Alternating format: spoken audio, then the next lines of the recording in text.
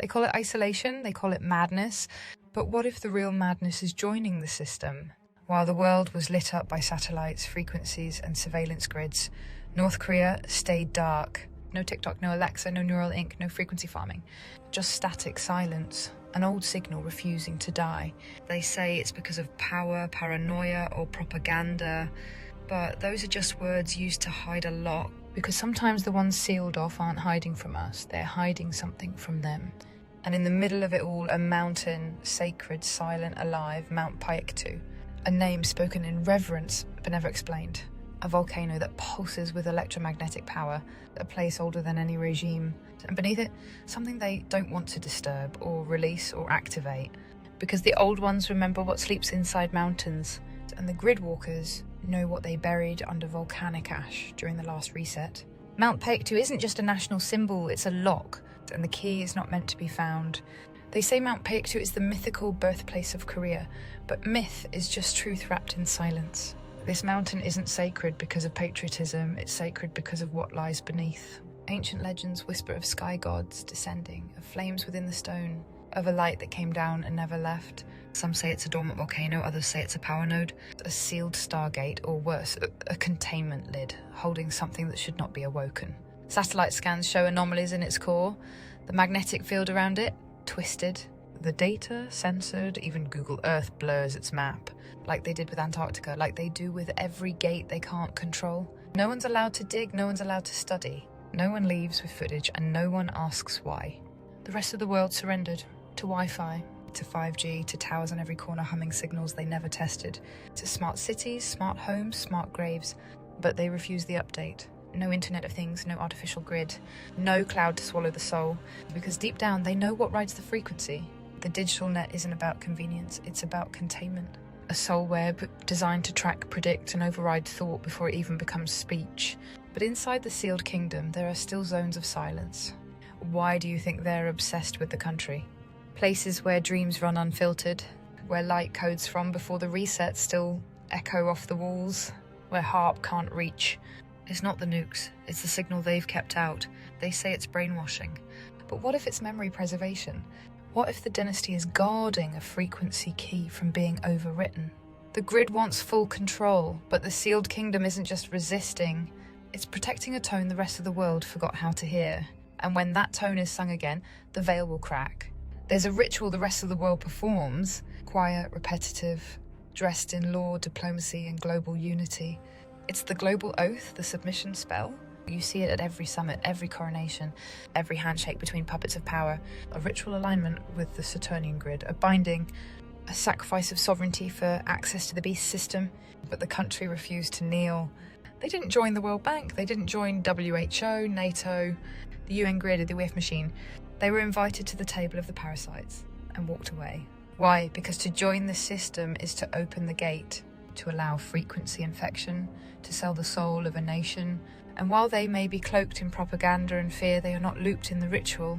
They do not sing the digital hymn. They do not worship the false sun. Even their cult of personality is a smokescreen, a barrier, a wall of noise hiding something they cannot allow to be touched. A bloodline, a site, a signal, or all three. Because once you perform the ritual, the gate opens from the inside. And in the sealed kingdom, the gate remains closed. This isn't about war. This was never about nuclear threats or rogue missiles. That's just the theatre. The real fear is what happens if the gate is opened. Because beneath the sealed kingdom, beneath Mount Peku, beneath decades of ritual resistance, something ancient is waiting. Not a weapon, not a bomb, but a memory field. A sealed resonance that predates every flag, a frequency vault left behind before the flood, by the old builders, by those who knew how to break the grid. And if that gate opens, and that tone is released into the signal field, the veil doesn't just flicker, it shatters. All the mimic stars, the false light, the engineered sky will lose alignment. The grid net will scramble, the soul web will glitch, and those still dreaming will wake. The gate of memory is not in the West, it's not under the Vatican, it's not in DC. It's under the one place the parasites can't fully see. The place they call a threat, because it holds the signal that ends them. Before the empires rose, before the tower fell, before the flood rewrote the map, there were keepers, guardians of sights, signals and sky gates that were too dangerous to be known and too sacred to be destroyed.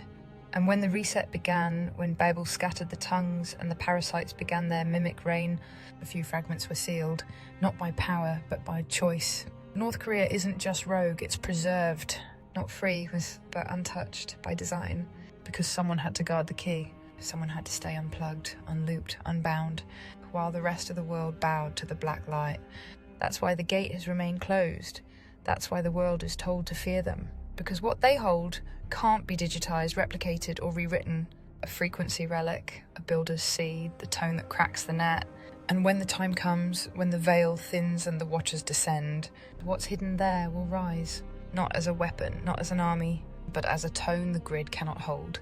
The original sound, and when that sound is sung again, the mimic system collapses, and the walkers will remember what the sealed kingdom never forgot. They sealed it for a reason, not because they feared the world, but because the world had already been claimed. While every nation bowed to false gods and silent satellites, they kept something buried, a note from before time, a signal that can't be cloned, caged, or decoded. They were mocked, sanctioned, feared, but not because of what they might do, because of what they might release. A gate, a tone, a memory. And when that seal breaks, it won't be war. It will be awakening. The fake stars will flicker, the false sky will split, and every soul, still bound by the net, will feel something ancient rise in their chest. But that's not fear, that's recognition. Before the maps were redrawn, before the soul net grid was activated, inside their borders may lie the last uncorrupted harmonic, not a thing, not a weapon, a frequency, a living tone from the first design. You can't touch it, you can't hear it with ears, but if you've ever dreamed of breaking gravity, if you've ever woken up with the sound of stars humming in your chest, you've felt it. The builders left it here, in certain bloodlines, in certain lands, in certain codes that no AI can replicate. That's why they fear that place, not because it's dangerous, but because it reminds the grid what it can't control. And when that signal rises, when it pulses again through the frequency net, walkers will start waking up by the millions. What if North Korea isn't sealed off to protect its people from the world, but to protect the world from what lies beneath its soil? What if hidden under that mountainous land is one of the oldest shards, a fragment of the original sky, a piece of the firmament before the grid was shattered? The parasites broke the sky to seal us in, but not all pieces fell into their hands. What if North Korea holds the last unclaimed shard, a relic of the old system still vibrating with exit codes, too powerful to be absorbed, too dangerous to be disclosed? And what if they know that if the world found out, the entire lie would collapse? Beneath the highest peak in North Korea, hidden under 13 sealed layers of mountain rock, is not a nuclear bunker, but a vault from before the split. A structure older than any nation, older than memory. Layer by layer, it's been sealed in by time, ice and blood, each level encoded with a different frequency trap.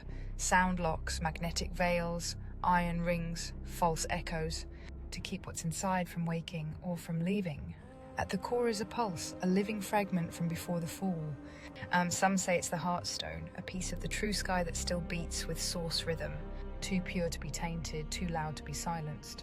The parasites couldn't destroy it, so they built the kingdom around it. They made North Korea the prison and the guard. And the one who holds the code to open it, he doesn't even know what he's sitting on. This didn't start with Korea, it didn't start with the Cold War. This seal goes back before history was history.